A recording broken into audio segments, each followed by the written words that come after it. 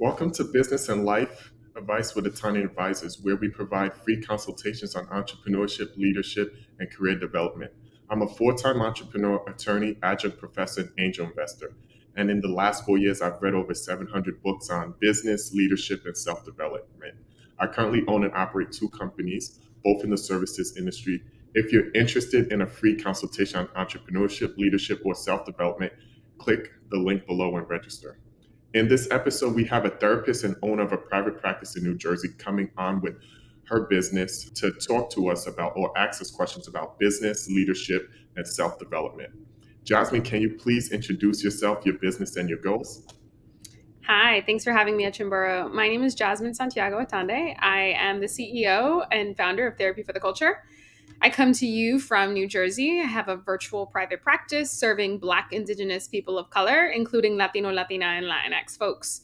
Most of my clients include individuals who are in businesses, individuals who are leaders, individuals in grad school, couples, families, adolescents, and also golden age clientele, meaning they're in their 50s or 60s. So that's just a little bit about the population that I serve. I am interested and excited to pick your brain a little bit today. Awesome. Well, thank you for telling me about what made you go into business. Before we get to your questions, what's your goal? What made you start your own company? I started my own company because I wanted to serve a diverse community. And my training and my education really came from a Western perspective. So it highlighted a lot of the things that more westernized approaches to counseling, meaning we weren't taking into account Indigenous, Black, Indigenous people of color, our ways of knowing, the things that are inherent in our culture, the things that are inherent within our own identities.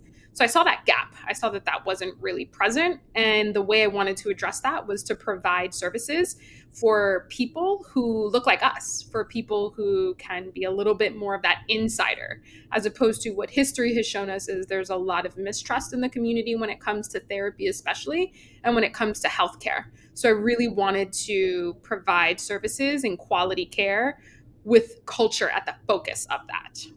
Okay, thank you. Thank you so much for sharing. So, this is your free consultation. I like to kick it off. You know your business best, you know your needs best.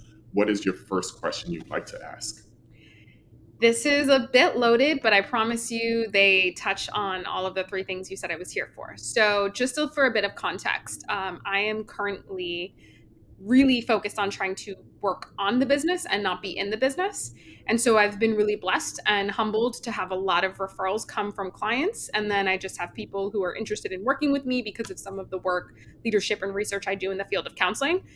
And so, with that being said, a lot of times folks want to work with me, and I have continued to expand and want to scale the business.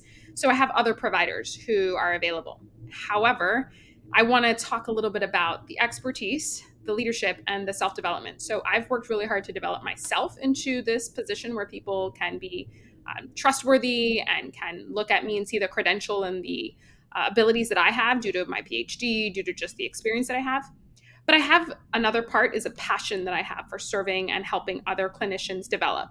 So the other individuals that I would like to refer and I would like to have take on these other clients who are seeking to work with me, I need to put some of my focus elsewhere.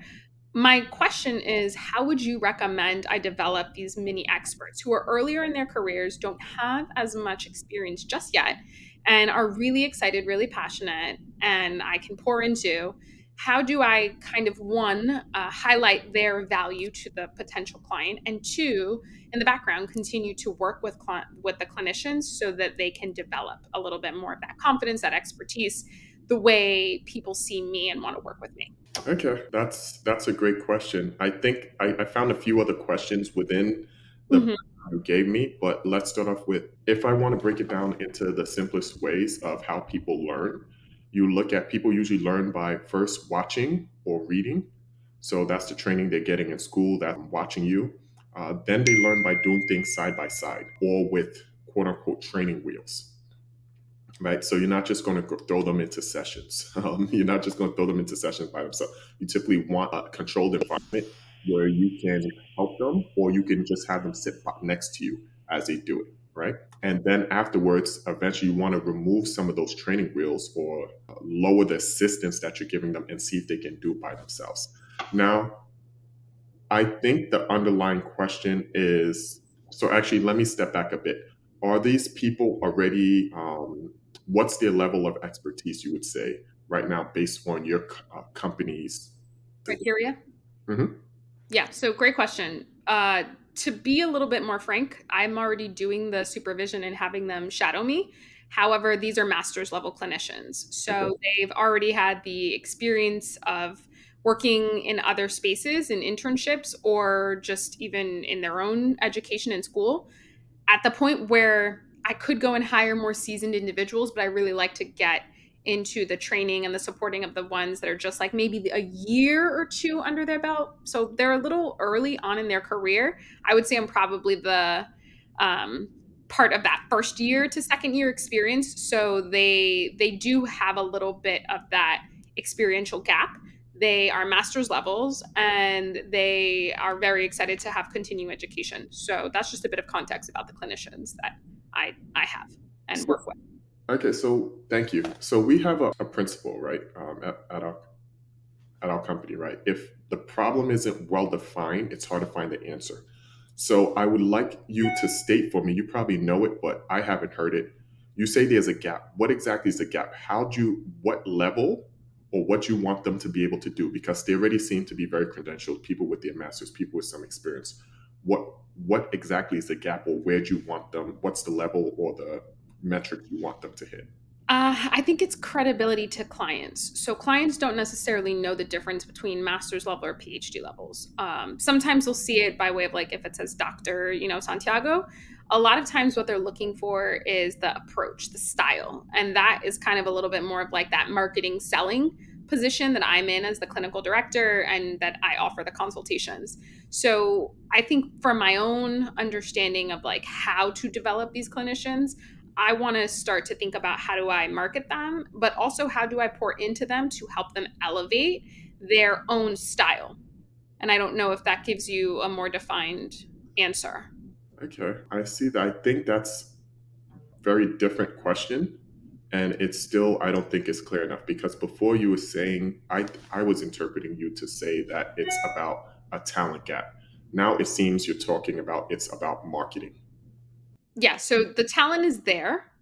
However, I do think that there is a need to pour into that, meaning develop them, kind of get them to see how to become their own little mini experts in the field. So, some things that worked for me, I want to be mindful of, as you said, kind of teaching them, taking the training wheels off. But then I also want them to be able to have visibility. So, my visibility has come from PhDs, conferences, having, just other reaches in other areas.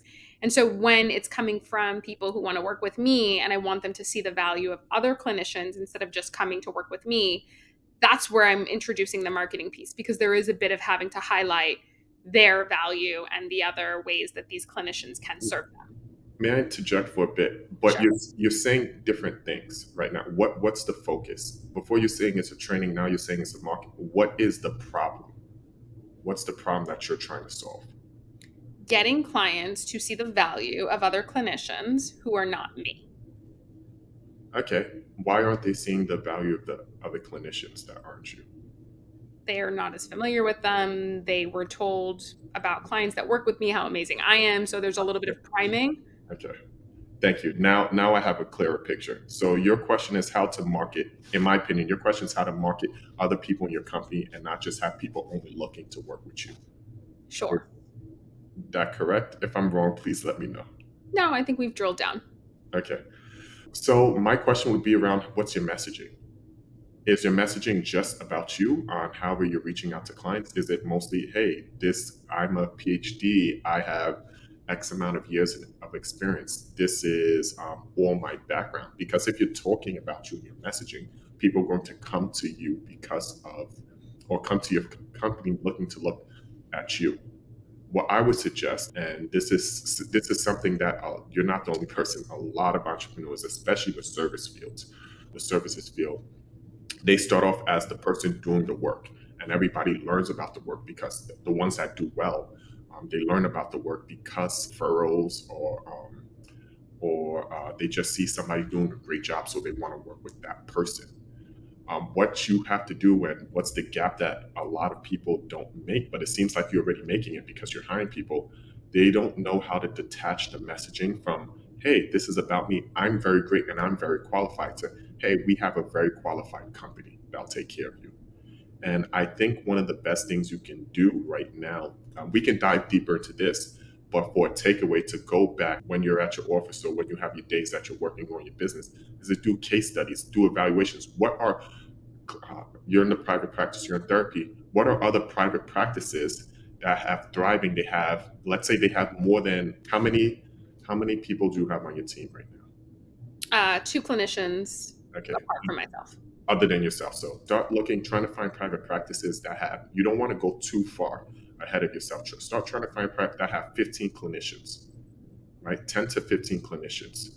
And go look at the ways they're marketing, see the messaging they're doing.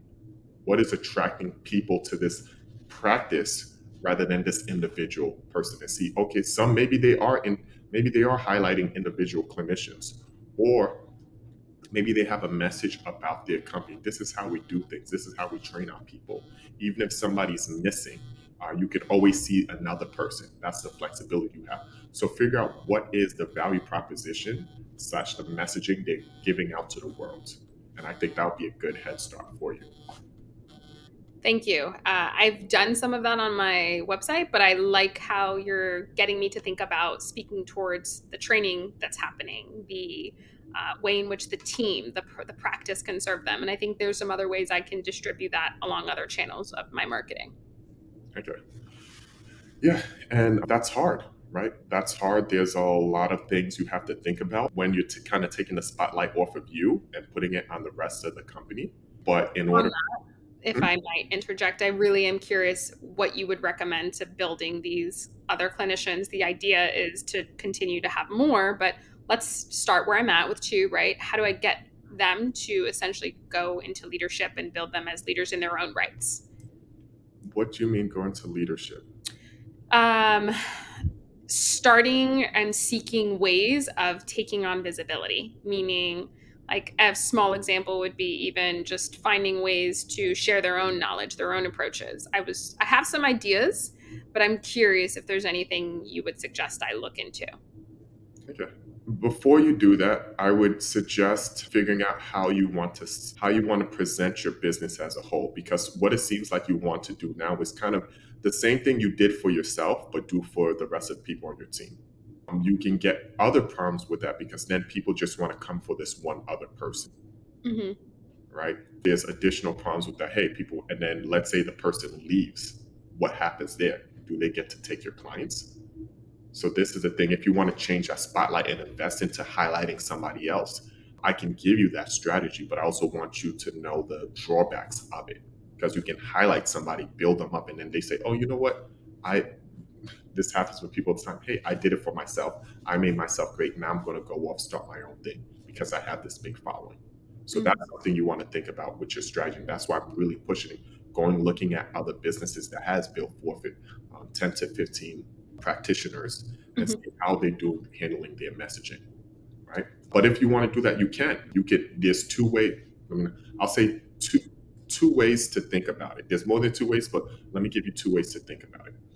One is you can tell people, or you can train people on how to create their own content. One is figuring out, okay, what helped me get all of my first initial clients before I was getting referrals? What helped me get my first, why were they attracted to me? And try to replicate that with your people and put them in those same spaces, or producing that same type of content if you're doing it via social media or paid advertising, etc. So that's one way to do it, where you're putting them in spaces and having them produce similar content to what you did. Now, the variation of that on the second way is the two variations really with this is, one, you produce the content. So you create a centralized team, whether it's a marketing team or sales team, and you have them, they're developing content, thought leadership content, essentially, right? So let me not say thought leadership. So thought leadership, if you want to get things through referrals through other practices, let's say for some example, other practitioners are referring you doctors, Yeah, like physicians, psychologists, etc. psychiatrists. Yep. Hmm. It's a different way to message towards them. So they say, hey, this person's an expert, versus creating messaging that relates to the direct consumer, which is the people coming in to seek help, right? Or seek coaching or therapy, etc. Right? So you can message either those ways. The two variations is, well, now I've created four variations, but the major things is whether you're going to do that in house, meaning you're taking on that, you're building out the team and doing that, you have a bit more control, but it costs you more money to do that. Or you're going to say, hey, you need to build out your book of business. Here's some tips and tools you can do to put yourself out there or create this content or to get in front of these people and give them some guidelines and then have them go build it out.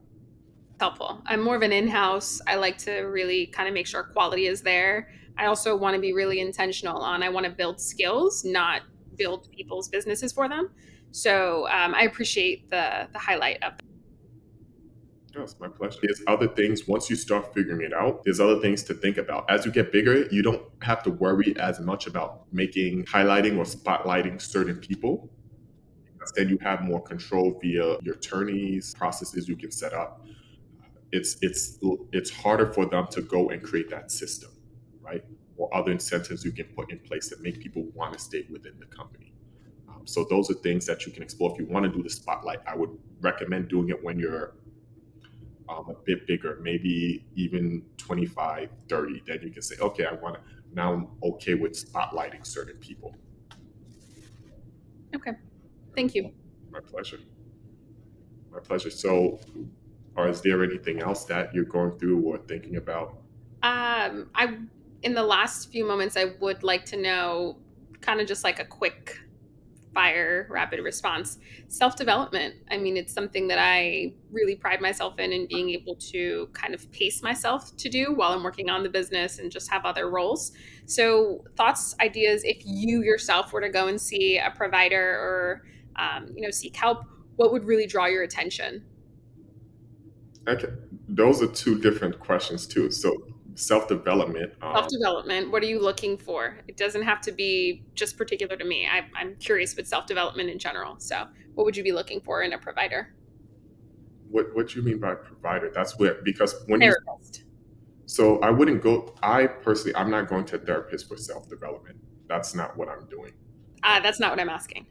Yeah, maybe I think my question is not clear.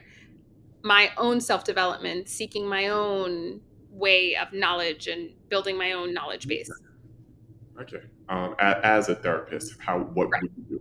The first thing I would do is figure out what are the biggest opportunities and weaknesses that are on your path to success, whatever you define as success for you. So, what is the biggest opportunity? What's the biggest weakness? Because those will determine what you seek self development on, Okay. right? So, is there anything you want to share in particular? Hey, I think this is a big opportunity, or I think this is a big opportunity, or I think this is a big threat. Yeah. So I know we won't have time to get into it in depth, but something that I'm focusing on now is building leadership skills, not just for myself, but transferring that into a team. And most importantly, is communication. Yeah. So being able to drill down very complex topics or theories or conversations into really simple, like just getting the point across and the message through. Okay. One, this is your time, so you can take the time you want. Two, I think that's a phenomenal question and actually a great focus that you have for building your leadership skills and your communication skills. I believe this Bob Proctor has a great saying that an organization's potential is capped by the skill of their leaders. That's the cap on your potential. So, what to do? I'm a big proponent in how do you learn best? Figuring that out. So there's typically four major ways people learn best. Some people are linguistic learners. Some people are kinesthetic. I'll break down what these mean. Oh, no way. So linguistic, kinesthetic, auditory, and visual. So visual, you learn by seeing, right? You learn by seeing. Kinesthetic, you learn by doing. Auditory, you learn by hearing, like you like listening to lectures, things of that nature. And linguistic, you learn by reading, right? So which type of learner are you, would you say? And you can be more than one. What Yeah. do you prefer? prefer, what you enjoy, how do you enjoy learning? So I kinesthetic, and it's a combination between reading or hearing it. Like I can read the book. These days I prefer Audible just because I like the idea of multitasking. But Mhm. Audible to be more direct, YouTube, podcasts, and really just like taking and applying. So sometimes that's a trial by error type of approach. Mhm. So I'm a big proponent. If you're auditory and kinesthetic, I'm a big proponent of audible books. Start looking up the top 10 leadership books, relate the top 10 best leadership books. As I said, Bob Proctor, he's phenomenal with leadership. And you can probably find some leadership bookstores, blogs also within your space. So that's one thing that's studying of the material. That's studying. Another thing is you're doing it in your business, right? I would also say possibly looking to volunteer in an organization where you can serve as a leader or around other leaders. Depending, since you already run a business, I would say a medium to a larger organization, so you can get a ton of great business. I wouldn't say don't go to a smaller nonprofit. That's not the experience. You already have that experience. You're already leading, so you have that experience. So we want to go up a few levels, go to a larger organization and try to get leadership experience that way. Because kinesthetic, you learn by doing. And the good thing about that is you start forming your network and having other people who can serve as mentors, people you can bounce ideas off of, etc. That's really helpful. Thank you. My pleasure. Yeah, it makes me smile. I'm already doing some of the reading and finding some good Audible books, but I hadn't considered the idea of volunteering or taking on different positions. So thank you. My pleasure. And I would say with volunteering, because I know entrepreneurship must be tough. It's a battle. I would say with volunteering, volunteer at a place you would like to. Either you know you're going to get the skills because you see somebody there that you really want to connect with, right? Or some organization that has a mission that you're really passionate about, right? So Yeah. that you love doing the work. If you're signing up for another job, make sure you're getting, especially if you're doing it for free, make sure you're getting the value that you want from it, right? Don't Yeah. just, you're past the point where you have to do certain things. So that's something I would really push you to think about. Thank you. This has been really helpful and really valuable. Oh, it's my pleasure. It's my pleasure. Before we wrap up, anything else you want to dive into? No, I really want to be mindful of the time that you allocated, and this has been a really good starting point. So I might, sign up for another go round. I don't know if there's limits to these, but this has been a good starting point. Thank you. Yeah, thank you so much. And please feel free to tell us whether this advice was helpful, what you took from it. Follow up with us. Thank you so much for coming on. A lot of people wouldn't want to come on and share themselves in front of everybody. I know I push for hard questions sometimes, but I really want to make sure I'm understanding properly so I can give you the best answer. So thank you for going through this with me. Thank you everyone else for watching. I appreciate you all. Please, in below, if you have any suggestions or recommendations for clients, send them over to Therapy for the Culture so they can receive more clients. And also, if you're interested in coming on for your consultation, whether it's entrepreneurship, leadership, self development, please feel free to register. We have a link in the bio below and on link in the comments. And I look forward to talking with each of you in the future. Thank you so much, Jasmine.